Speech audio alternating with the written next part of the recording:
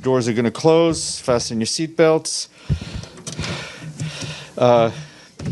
We're going to start with our guests today. If we could put Mr. Fletcher on the screen. Tom, please. Great. We are delighted to be joined by Tom Fletcher, who, as you know, is the Emergency Relief Coordinator and head of the Office of the Coordination of Humanitarian Affairs. He's briefing us from Riyadh in Saudi Arabia, and we thought it would be good for you to hear from him today after the SG spoke to you about Gaza. So, Tom, please go ahead, and you have the floor. And welcome. Many thanks indeed, Steph, and thank you, colleagues. It's nice to be joining you on a day with some good news and a moment of hope and opportunity, as the Secretary General has set out earlier. I'm conscious today that that George Mitchell line about 799 days of failure and 1 day of success is the nature of diplomacy and of peacemaking, and we've had to wait almost 799 days, and let's make this day of success count now. President Trump's peace plan must be the basis for life-saving work throughout the region and for saving tens of thousands of lives. So we must seize this moment with collective will, with determination, and with generosity. There must be no backsliding on the agreements that have been made. There will be some who will seek to prevent President Trump's plan from being implemented, and that must not be allowed to happen. This cannot be a false dawn for civilians in Gaza and Israel who are so desperate for peace, to see again their loved ones and their families after so long waiting, and to live lives free from fear. So our plan, detailed and tested, is in place. Our supplies, 170,000 metric tons, food, medicine, and other supplies, are in place. And our team, courageous and expert and determined, are in place. So here is what we plan to deliver in the first 60 days of the ceasefire. We will aim to increase the pipeline of supplies to hundreds of trucks every day.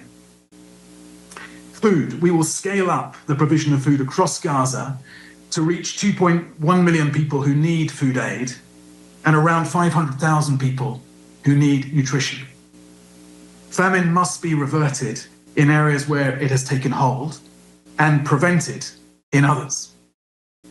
So we will be distributing in-kind rations, we'll be supporting bakeries, community kitchens, we'll be supporting herders and fishers in restoring their livelihoods, and it will be providing cash for 200,000 families to cover basic food needs and bolster their ability to cope, and also to give them their sense of, and this is so important, dignity and agency by choosing their own food from the markets.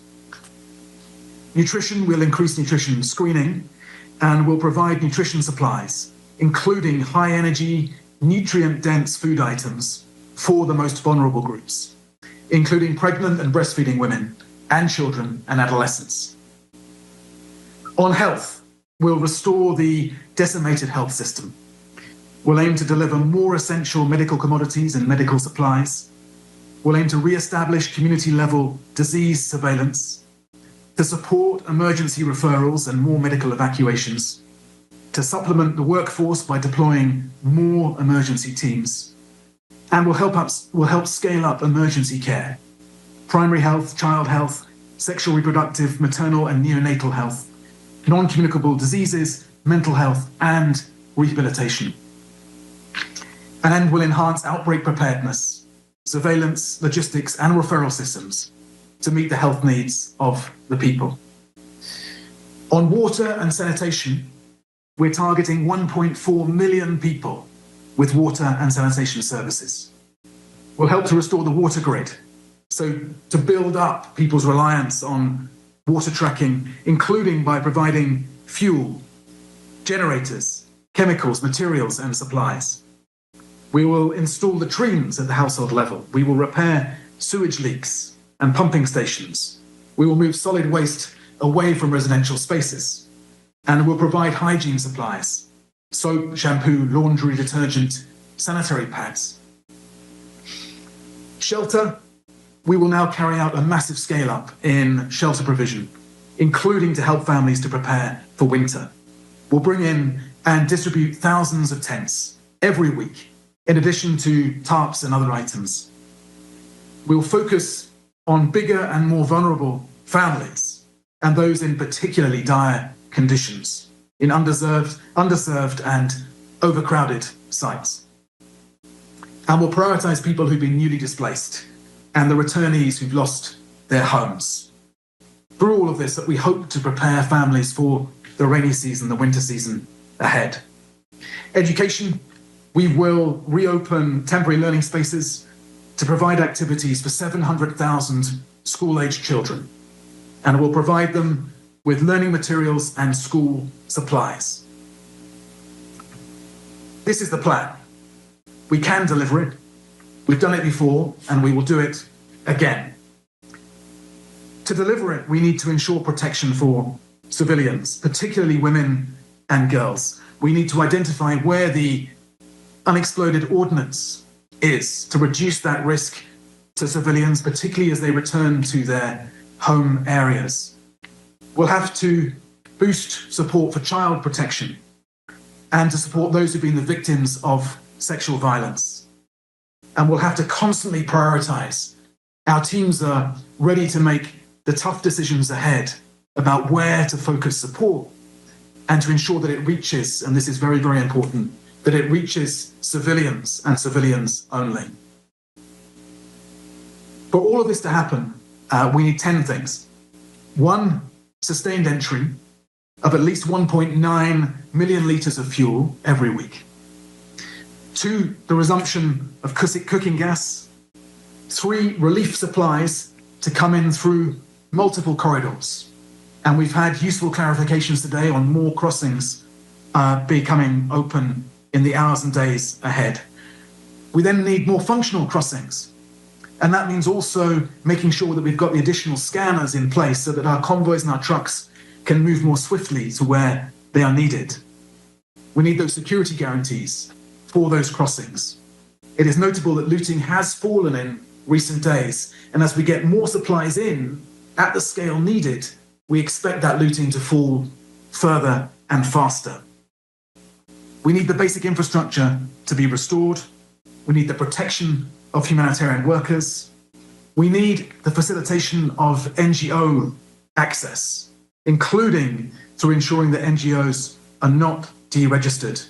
The UN can deliver at scale, but we cannot deliver without our partners in the humanitarian movement.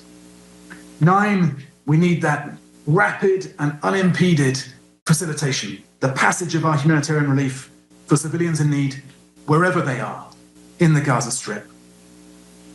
And finally, we need to ensure that our operations are adequately funded.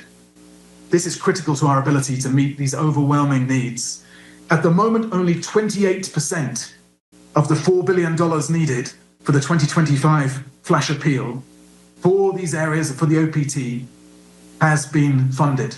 Only 28%. So every government, every state, every individual that has been watching this crisis unfold and wondering, what can we do? If only there is something we can do. Now is the time to make that generosity count, to help us to deliver, to help us to save so many lives in the Gaza Strip, to respond to this plan at the scale required and with the level of kindness and generosity that, frankly, the world owes right now. We need those quick injections of aid to get the pipeline open and the aid flowing.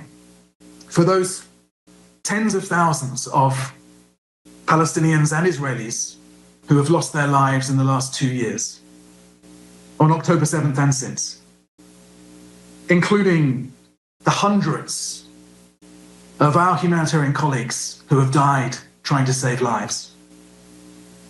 For those who have hoped against all hope for reason to prevail and this day to come. For those who yearn for food, medicine, shelter, security, to be reunited with their families and loved ones, and for those whose future can still be one of peace. We must act, and we will act. Thank you, Steph. Thank you very much. Tom, I know you have a short amount of time, but we'll start with Edie. Thank you very much, Mr. Fletcher, on behalf of the United Nations Correspondents Association for doing this important briefing. My name is Edith Lederer from the Associated Press. A couple of quick follow-ups. First, have the Israelis signed and Hamas signed on to the UN leading this major humanitarian effort,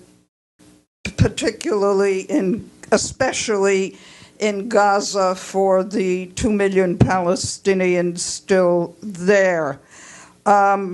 Secondly, will UNRWA be playing a role? And thirdly, you said that some people were going to try to prevent this agreement from taking hold. Could you elaborate on who you're worried about that might impede the implementation of this agreement? Thank you.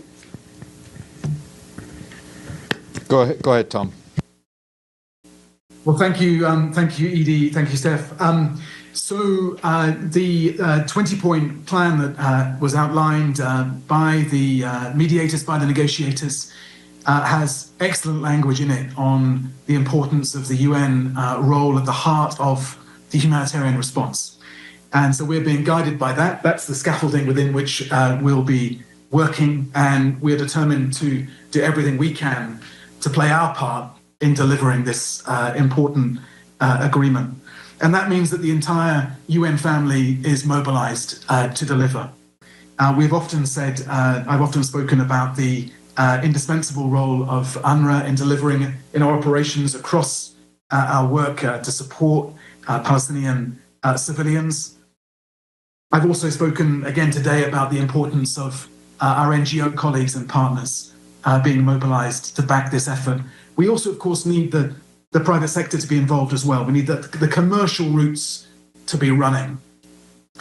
Saving lives at this scale, given the level of needs, the level of starvation, the level of misery and despair, will require a massive collective effort, and that's what we're mobilized for. On the point about those who might seek to derail this process, I think it's no secret. I think there are hardliners on both sides of the argument who have sought in the past to delay or impede efforts to get the hostages out, to get the aid in. They've been explicit in their rejection of what we all recognize as a path towards peace. And I hope that the way in which the world has come out so clearly backing President Trump's initiative and the work that's been done by the regional foreign ministers, many of whom I've been in touch with today, that very, very strong welcome from the international community for this plan will serve to marginalize those voices who would seek to prevent its success. And UNRWA's participation. As I say, the whole UN humanitarian family is mobilized to do everything we can to get aid through. We will take a judgment day to day on what is needed on the convoys, where we can best save lives, but we'll be doing that as one UN family. Thank you very much. Bisan Aboukwik with Al Jazeera Arabic. So you laid out this plan. You're ready it seems to be on the go immediately. So just a couple of questions. Do you feel that you have enough people on the ground to actually deliver what the plan promises? And from conversations that you have been having with donors or relevant parties since, this agreement has come to light, do you think that have you sensed a desire for more people coming forward to raise more money in terms of funding all of these operations, since you actually mentioned the percentage of money that's still available now? And one last and a third follow-up, a lot of the people who have been displaced, they're going to go back to areas where there are no homes. Homes have been destroyed. Do you have enough supplies in terms of tents, caravans, all of that, for people who are displaced to actually find a place to stay when they go back to their areas? Thank you. Well, thank you so much. So we are, in the words of my extraordinary colleague, Cindy McCain, who runs the World Food Programme, we are ready to roll. It's something she regularly says in meetings, and we are, in this case, absolutely ready to roll and deliver at scale. And I pay tribute to the work of our WFP colleagues and colleagues from across the UN and the wider humanitarian family for the preparations that they've been doing. They've wanted to get in at this scale for months. Let's be clear, we've been asking, demanding, imploring for the access which we hope that in the coming days we will now have. And so we are absolutely ready to go. As part of that, if you look at my phone now, you will see countless messages from colleagues from across the UN humanitarian family, people putting their hands up to get out there and help deliver this. This, for all of us, I think we feel the sense of purpose and the sense of mission about the importance of the work we have in the days ahead. So we have no shortage of volunteers, and we'll be taking those judgments about what expertise we need in country and in the region in the days ahead to make sure that we're not going to miss this opportunity. We must seize this opportunity of delivering at much, much greater scale than we've been able to do really since the last ceasefire when I was there back in January. On whether the donors will come forward, of course, let's wait and see. This is the moment when we test that commitment. We test whether the world will react with the generosity which I certainly feel is demanded in this situation. And, I'm an idealist here, and I refuse to believe, I cannot believe that the world will not come forward at this stage and make sure that these operations are fully funded. Anyone who has watched any of the news over the last 2 years, whose heart has been repeatedly broken by what they've seen, anyone who cares about getting the hostages home and the food in, as we all do, will surely come forward and get wholeheartedly behind this response. We do have significant supplies of tents. I can get you, the team can get you the figures of what we have on the borders ready to go in, but also what we're asking for in the days ahead. Many Palestinian civilians, as they told me they would do, will now be heading back to destroyed homes to try to restart their lives and start that long and painful process of rebuilding. This morning, when the news broke, there was huge celebration in Gaza that there was hope that this conflict was over. But then for many people, they returned to the desperation of just surviving. And a large part of that will be thinking about how they survive the winter. And so we have to get that shelter in for them, and I'm determined that we will do that. Thank you. Ibtisam Azam, and then we'll go to Deji. Hi, thank you. My name is Ibtisam Azam, Al Arab Al Jadid newspaper. I want to follow up on, you talked about sustained entry, but as a matter of fact, there is the issue of the blockade, and it is something that was before the beginning of this war also hindering access to Gaza. So are you calling for the lift of the blockade? And what do you think should be done about it? And then you talked about the need for bringing in hundreds of trucks, but there is also the issue of the quality of the aid that should enter, which includes probably machines and others to help you with your work, the other issues that you want to do. So how fast do you want to see all of this happening? And what about the Rafah crossing border? Are you working on having aid delivered through Rafah? Thank you. Go ahead, Tom. Thank you. So my assumption is we are going to have, and we must have, unimpeded humanitarian access. And so the blockade must be lifted. We have been demanding that for months, and will continue to demand that. And my reading of the agreement is that we will have that unhindered access that is so important for our life-saving work. As you say, there will be a phase beyond the immediate humanitarian response when we can turn our minds to rebuilding and that long-term resilience of Gaza. We're not there yet. We will do the planning with our colleagues, with the parties on the ground, with the region to prepare a plan for that phase. But for now, our focus is on the ceasefire and on delivering this life-saving work and saving as many lives as we can in the conditions that we find ourselves in. To do that, to your final question, yes, we need all crossings open.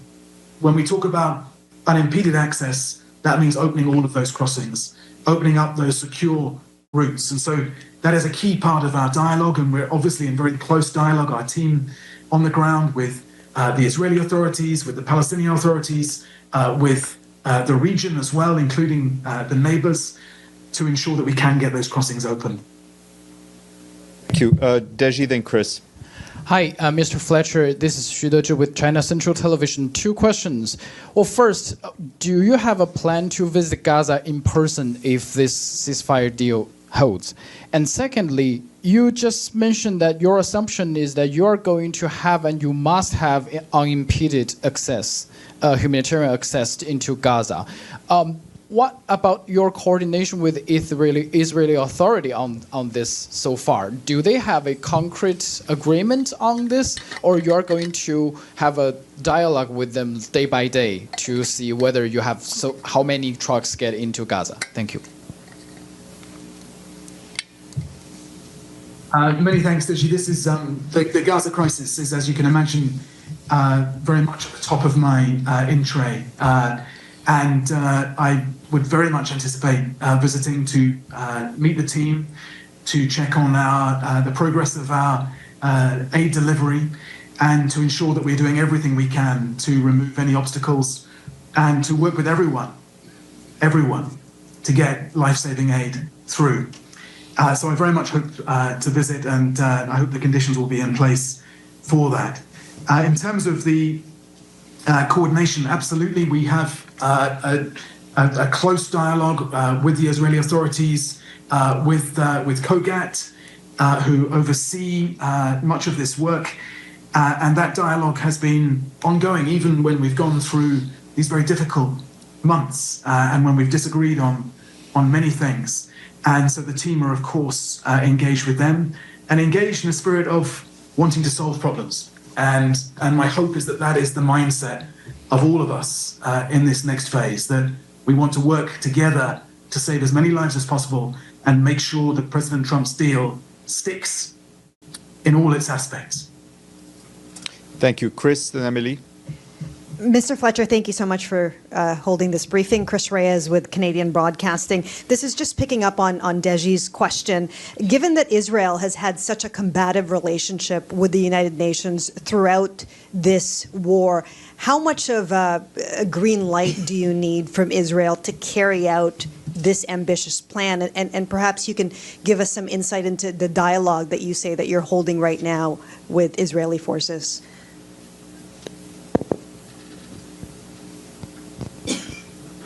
I'll leave you to choose the adjective for some of the back and forth that we've clearly had over a long period now, as we've sought to secure maximum humanitarian access and save as many lives as we can, but also sought to bear witness to what we've seen in Gaza these last 2 years.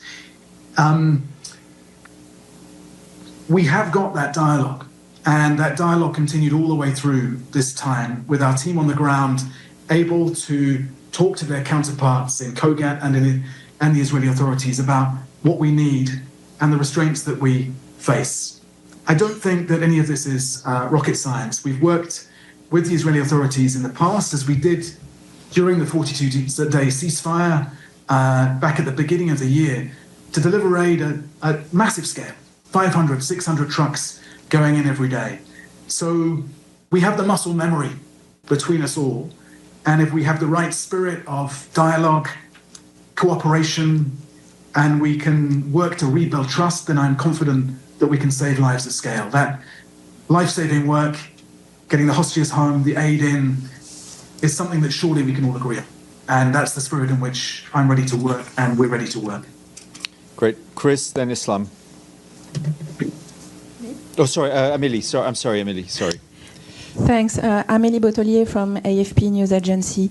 I have a question about the volume and the time frame. You said that there are 170,000 tons of aid around the outside of Gaza, and the plan is over 2 months, 60 days. Does this volume of aid already propositioned around Gaza enough for covering the plan for the 2 first months, or do you need extra aid to come in to be able to feed the 2 million people of Gaza for these 2 first months? Thank you. Thank you. So that number refers to the aid which is ready to go. We will need then to position more aid. We pre-positioned a lot of it, but we will need to bring more aid over the coming 2 months. And let's be clear, this problem won't go away in 2 months. There will still be an enormous amount of effort that is needed beyond that. And that's why we'll be seeking to get those pipelines moving and seeking the generosity of our donors. Thank you. Islam, and that'll have to be the last question.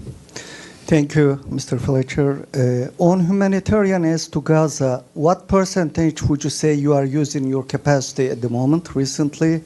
And after the ceasefire tonight, in coming 60 days, what percentage capacity you are aiming to increase? What's your projection on that? Just to be clear, Islam, I think you're asking me about specifically on Gaza, the percentage that we've been getting in compared to what we need to get in. Is that right? Or do you mean compared to our wider... I would like to sort of make a comparison, like what percentage, what capacity you are using at the moment recently, and after ceasefire, how much you are expecting to increase your capacity in coming 60 days?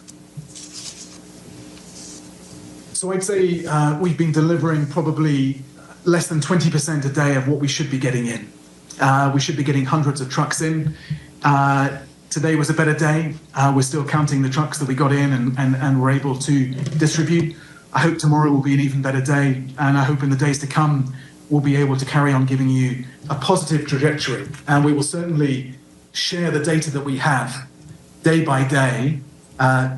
Steph, I know that we'll be grilling us for those facts and figures to share with you, to indicate what we're able to do and of course what we're not able to do if we do encounter blockages. But the scale that we need is much, much more, as we've been saying consistently, than what we've been allowed to get in recent months. And so we need to see that visible surge, that real sea change in what we can get in. And that's what we're working for flat out right now.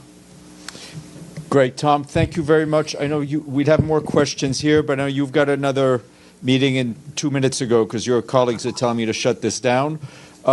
We hope to have you back in person very soon, or for an update early next week or whenever you're back. But thank you very much. My pleasure. Cheers. Many thanks. All right, thank you. Just to know, programming note, tomorrow at 1:15, there'll be an in-person briefing by Reem Al-Salam, the Special Rapporteur of Violence Against Women and Girls, its causes and consequences, following her presentation to the Third Committee.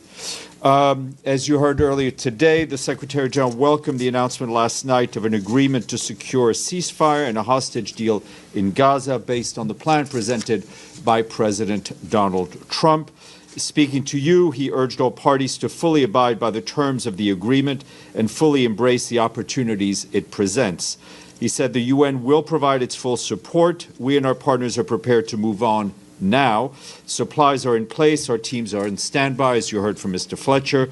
But the Secretary General added that we need a full, safe, and sustained access for humanitarian workers, the removal of red tape and impediments, and the rebuilding of shattered infrastructure. The Secretary General urged all to seize this momentous opportunity to establish a credible political path forward. And just to stay on Gaza, just a bit more numbers from our humanitarian colleagues who are finalizing the preparations as soon as conditions allow. The UN's 2720 mechanism secured clearance from Israeli authorities for about 170,000 metric tons of food, health, and nutrition supplies, as well as shelter items and other critical aid. That's all in our pipeline. These supplies are currently in the region, mainly in Israel, also in the West Bank, in Jordan, Egypt, and Cyprus, and they're all ready to be shipped to Gaza as soon as partners submit more supplies for approvals. OCHA tells us that the humanitarian community's initial response plan for the first 60 days of the ceasefire prioritizes the restoration of community-based and household-level distributions and services, which is a proven way to reach the most vulnerable. Partners are set to increase support for local food production, malnutrition, screening and treatment, the restoration of essential health services, repair for the decimated water grid, and a massive surge in emergency shelter provision, among other things. Just to note that our Deputy Secretary General, as you know, is in Belgium, where she's attending the second edition of the Global Gateway Forum in Brussels. She's doing that on behalf of the Secretary General. In her remarks to the meeting, she highlighted the strong partnership between the UN and the European Union, delivering on humanitarian response, climate action, and the protection of human rights. With only 5 years remaining on the 2030 SDG clock, she underscored the potential of the Global Gateway to accelerate SDG implementation on the ground. To keep delivering at scale, Ms. Mohammed emphasized the urgency of closing the $4.2 trillion annual SDG funding gap, scaling up climate action to limit strong warnings to below 1.5 degrees Celsius, and upholding the rule of law and territorial integrity in Europe and everywhere. On the margins of the forum, she met with senior EU officials to discuss strengthening UN-EU collaboration to drive progress on the SDGs and the Pact for the Future. This evening, the Deputy Secretary General will head to South Africa to participate in the Kgalema Motlanthe Foundation Drakensberg Inclusive Growth Forum taking place in KwaZulu-Natal. Is that okay, Sherwin? Okay, thank you. This morning, our Special Envoy for Yemen, Hans Grunberg, and the Assistant Secretary General for Humanitarian Affairs, Joyce Masuya, briefed the Security Council in close consultations on the situation in Yemen. Later in the afternoon, Khaled Kyari, our Assistant Secretary General for the Middle East, Asia, and the Pacific, will also brief the Council on close consultations on UNDOF, which is our peacekeeping mission that is tasked to maintain the ceasefire between Israel and Syria. And meanwhile, as global attention is drawn to many pressing events, I don't want us to overlook the tragic situation in Sudan, most horrifically in El Fasher, which is, you know, the besieged capital of North Darfur. Our humanitarian colleagues tell us that since the start of October alone, more than 50 people have reportedly been killed. That's what medical association and local sources are telling us. We, of course, condemn this escalation of violence and the killing of innocent civilians. The Sudan Doctors Network said that yesterday at least a dozen civilians were killed, including women and children, with 17 others injured in an attack on a hospital in El Fasher, allegedly carried out by the Rapid Support Forces. This follows reports of a deadly attack on the hospital's maternity ward on the previous day. The people of El Fasher are trapped, terrified, and cut off from aid, and their last lifeline for medical care is under threat. It goes without saying that the targeting of hospitals is to be condemned and never acceptable. We're also alarmed by reports of a deadly attack that happened yesterday on a mosque where families in El Fasher had sought shelter. More than a dozen people were reportedly killed, and if you'll recall, last month, the mosque came under attack in which 70 people were killed. Humanitarian law is clear. It demands the protections of religious sites and those who worship in those sites. Meanwhile, we and our partners remain committed to supporting the people of El Fasher and all those impacted by the conflict across Sudan. However, humanitarians need rapid, safe, sustained, and unimpeded access, and civilians, including frontline responders, must be protected. An immediate humanitarian pause in and around El Fasher is urgently needed. Turning to Ukraine, our humanitarian colleagues tell us that over the past 3 days, several civilians were killed and injured across Ukraine. Most civilian casualties were recorded in Kherson, Sumy, Donetsk, and Kharkiv. That's what local authorities are telling us. Our humanitarian colleagues also note that Ukraine's energy system remains under sustained pressure. Substations, power plants, and oil depots were all damaged in the regions of Chernihiv, Kharkiv, Odessa, and Donetsk. Those attacks temporarily cut off electricity to hundreds of thousands of households and businesses. As colder weather sets in, strikes on critical infrastructure are deepening humanitarian needs. Despite growing challenges, we, along with our humanitarian partners, are continuing to support the response. The first half of this year, our health partners provided essential care to nearly 1 million people, while food and livelihood programs supported over 1.1 million displaced and vulnerable families across Ukraine. And turning to Haiti, our friends at the UN Children's Fund tell us that the number of children displaced by violence in Haiti has almost doubled in the past year. There are now 680,000 boys and girls who've been uprooted from their homes in Haiti. Overall, as we mentioned here before, more than 1.3 million people are currently displaced in the country.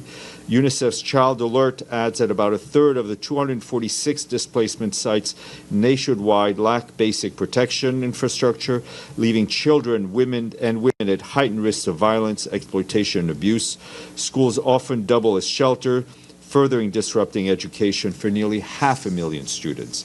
UNICEF is calling for urgent international support to scale up assistance protection for displaced children.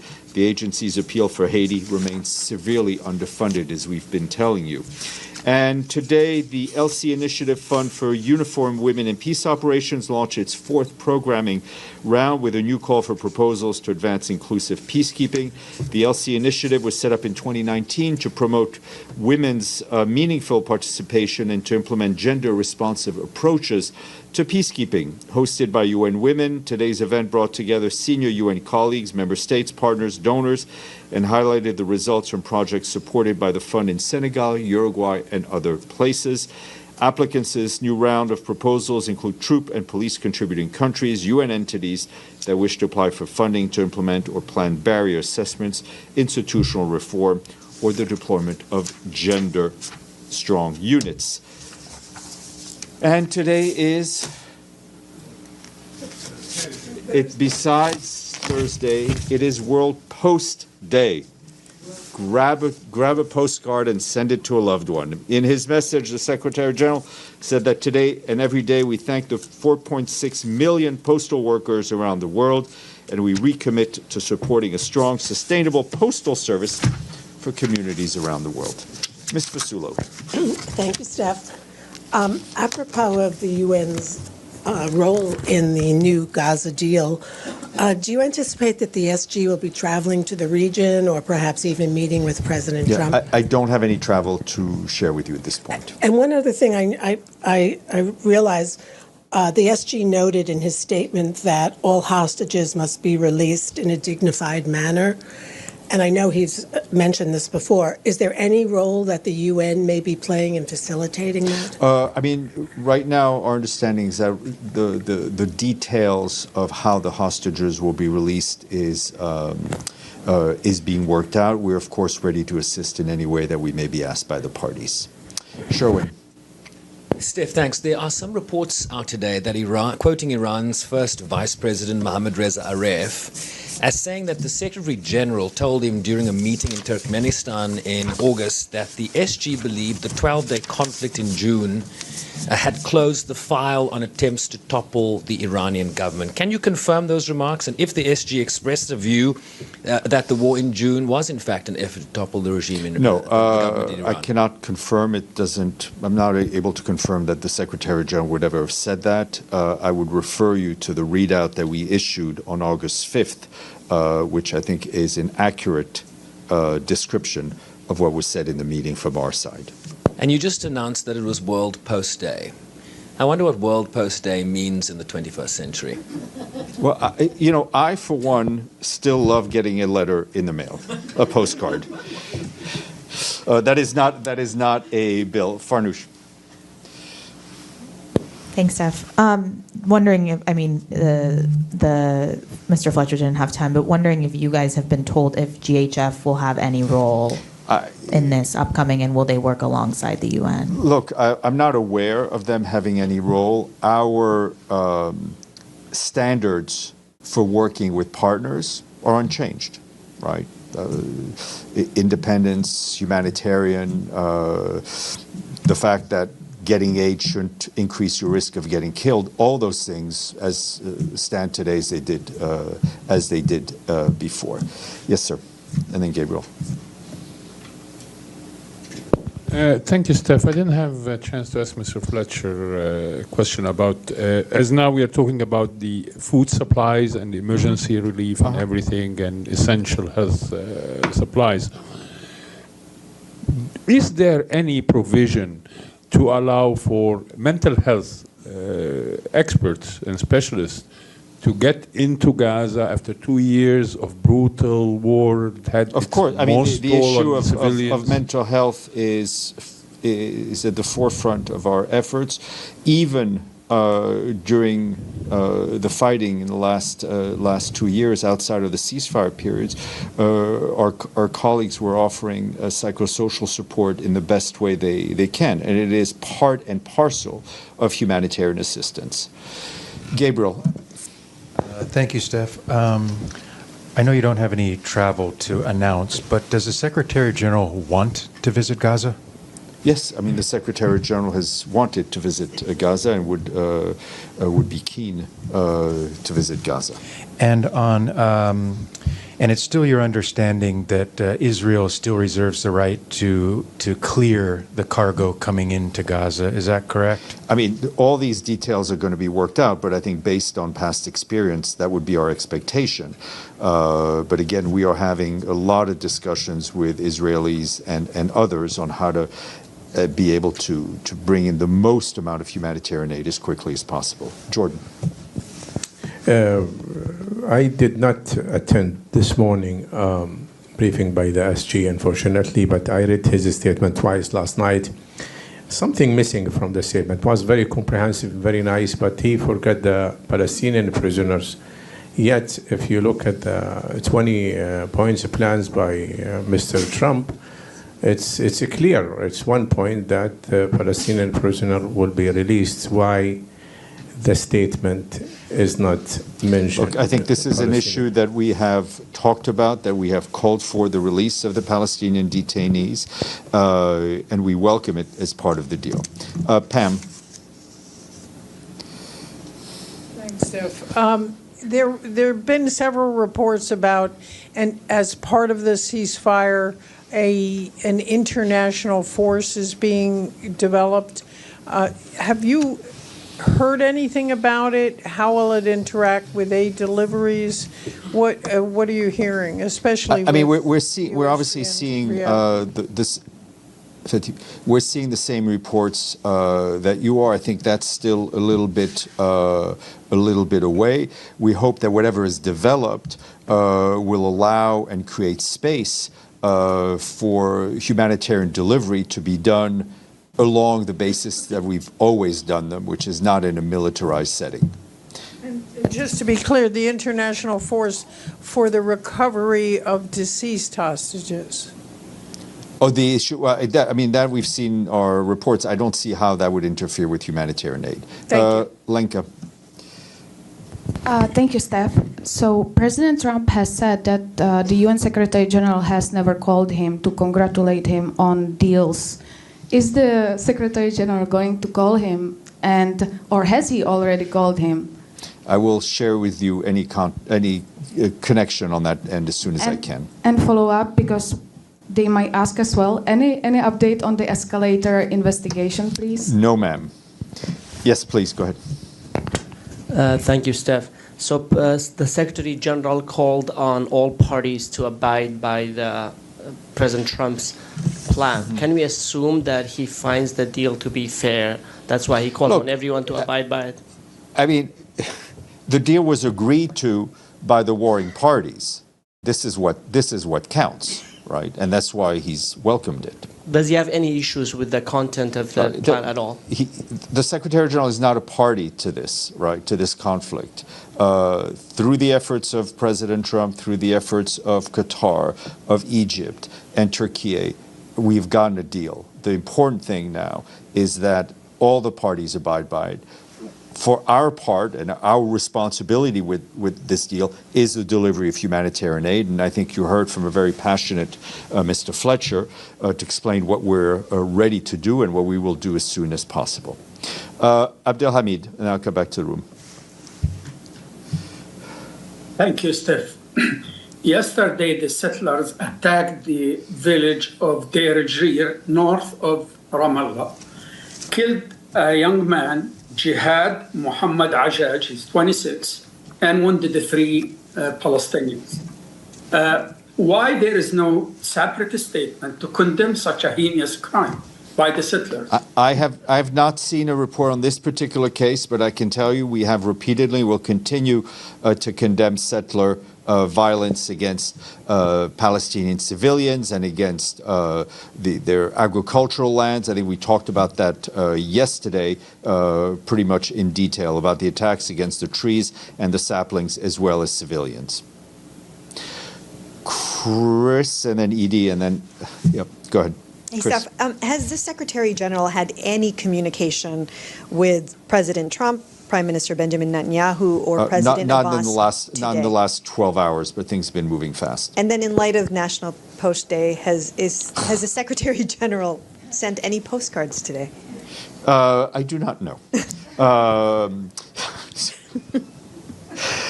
All right, Edie. Thank you, Steph. A follow-up on the timing of an upsurge in the delivery of aid. From what Mr. Fletcher said, these talks with the Israelis, and it'd be nice to know who in the UN is actually doing that, is going on, and this great upsurge that he's announced is really dependent on the results of those talks. Of course. I mean, the point person on the ground is Ramiz Alabkarov, our humanitarian chief for the OPT and the acting head of UNSCO. He is in more than daily contact with COGAT and other parties. We will have to continue to work through the system that's in place. Our hopes is that the amount of space that we're given will grow exponentially in the next few days.